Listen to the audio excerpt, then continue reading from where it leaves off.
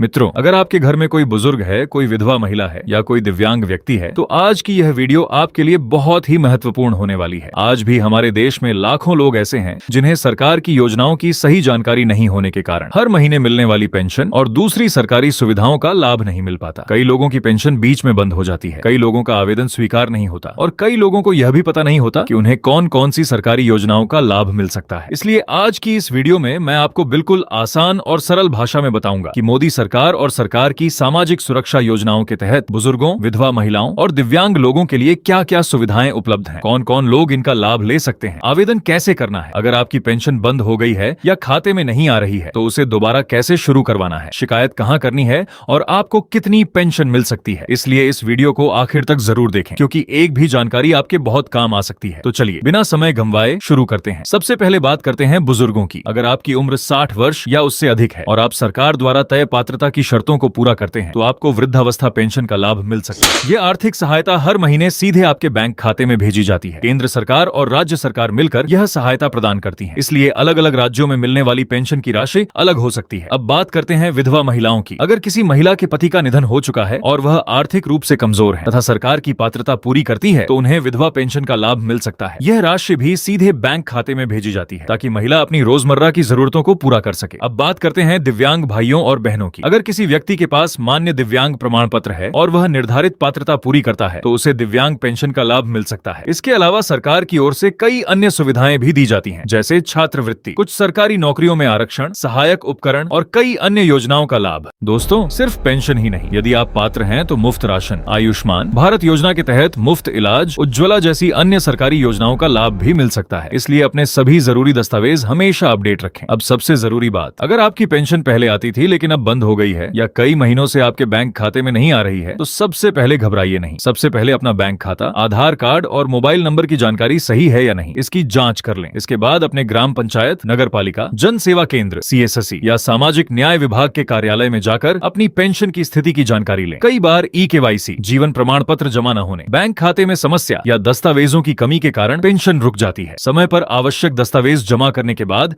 आपकी पेंशन दोबारा शुरू हो सकती है। अगर किसी अधिकारी की लापरवाही के कारण आपकी समस्या का समाधान नहीं हो रहा है तो संबंधित विभाग में लिखित शिकायत भी कर सकते हैं। अपनी शिकायत की रसीद हमेशा अपने पास सुरक्षित रखें। अब बात करते हैं कि आवेदन कैसे करें। इसके लिए आपके पास आधार कार्ड, बैंक खाता, मोबाइल नंबर, राशन कार्ड, यदि आवश्यक हो पासपोर्ट साइज फोटो और अन्य जरूरी दस्तावेज होने चाहिए। आवेदन आप अपने जन सेवा केंद्र, CSSC, ग्राम पंचायत, नगर पालिका या संबंधित सरकारी कार्यालय में जाकर कर सकते हैं। कई राज्यों में ऑनलाइन आवेदन की सुविधा भी उपलब्ध है। अब सबसे बड़ा सवाल, आखिर कितनी पेंशन मिलती है? दोस्तों, इसका एक ही जवाब है कि हर राज्य में पेंशन की राशि अलग अलग होती है। केंद्र सरकार अपनी ओर से निर्धारित सहायता देती है और राज्य सरकारें उसमें अपनी तरफ से अतिरिक्त राशि जोड़ती हैं। इसलिए किसी राज्य में 500 रुपए मिलते हैं, कहीं 1000 रुपए, कहीं 1500 रुपए और कुछ राज्यों में इससे भी अधिक राशि दी जाती है। इसलिए अपने राज्य के अनुसार मिलने वाली पेंशन की जानकारी जरूर प्राप्त करें। और दोस्तों, अगर आपको वृद्धावस्था पेंशन, विधवा पेंशन, दिव्यांग pension, ration card, Ayushman Bharat योजना या किसी भी सरकारी योजना से जुड़ी कोई भी समस्या है तो नीचे कमेंट करके हमें जरूर बताइए। हम आपकी समस्या को समझने की पूरी कोशिश करेंगे